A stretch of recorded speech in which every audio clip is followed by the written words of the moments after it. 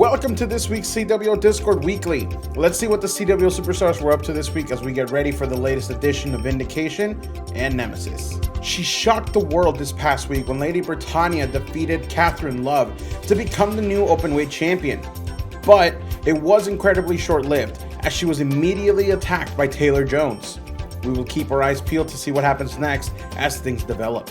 Ryan Porter provided us with breaking news. It has been announced that Rox will be defending her Vindication Women's Championship against the returning Black Rose at the Vindication Super Show next week. Kamikaze Benson is back! She put away Valencia with an emphatic arc's end to get the first victory this week in the Supremacy Cup. But now, she moves on to round 2. Who will she face tomorrow to possibly get more points? And well, she has made it clear that this is her opportunity to prove herself again, as all previous obstacles will once again return. But she knows that serious wrestling is back on the menu. William Black is apparently being judged heavily by patrons of one of his go-to bars. He was seen breaking a glass over somebody's head for them joking about his loss to Bronson. We've known he's got a bit of an anger problem, but this may have just been a bit too far. MD understands Jasper's frustrations, but he also knows that it's not going to end well for him. They face off this weekend in a non-title match, and MD has even considered extending an invitation to the Crimson Dragons. But only if the attitude stops being an issue for Jasper. When questioned about who was next, Jasper did not answer, but he did say that MD was a part of his list, and now this match has fallen right into his hands. Tomorrow, we see him try to take on the YouTube champion. Ebac says that the last few weeks there's been a mystery that's been bothering him.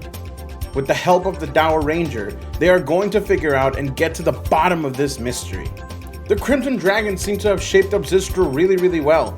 He finally understands that you can't be a lone wolf in the CWL, and he has embraced the group after their extermination of the Church of Steel in Chicago. Even though he was defeated by Zach Anderson in a hellacious match, he is still here and ready to fight more. Damian Morgan not removing his mask has been quite the enigma though, and he refused to remove it for the doctor, claiming he gets his power from it. Well, I guess the only question left is, which Vice is next? Warlock quick responded to the challenge of another Vice when he said Damian Morgan will be facing someone else next week. The weird part about this challenge though is, he said that he himself was being limited by the power of Themis. When asked about that, he said that he has no idea what we're talking about and he doesn't recall even saying such things. With another win under his belt, Zach Anderson shifts his focus next onto someone who has apparently betrayed him. We don't know who this person is, but with the kind of streak Zach Anderson has been going on lately, we fear for this mystery person's well-being.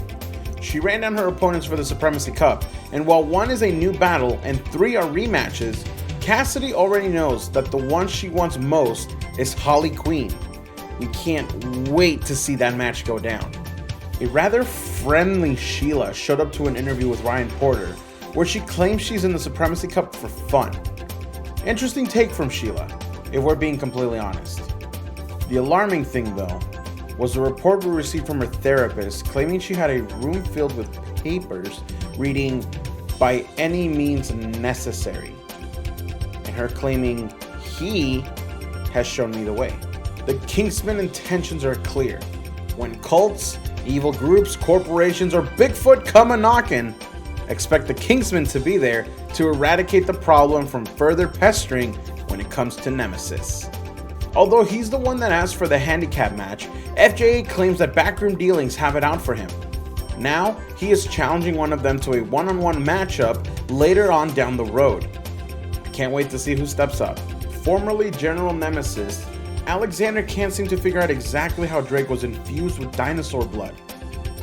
And even though he took a trip to the local museum, absolutely nothing is adding up. Instead of being bitter, Liza Horror made it clear that she was thankful for Holly Queen being the mystery opponent last week. She now feels ready to take on Valkyrie next, which she gets a chance at on Nemesis tomorrow. The whiteboard with the science backing up his claim that he is a dinosaur all added up. Somehow.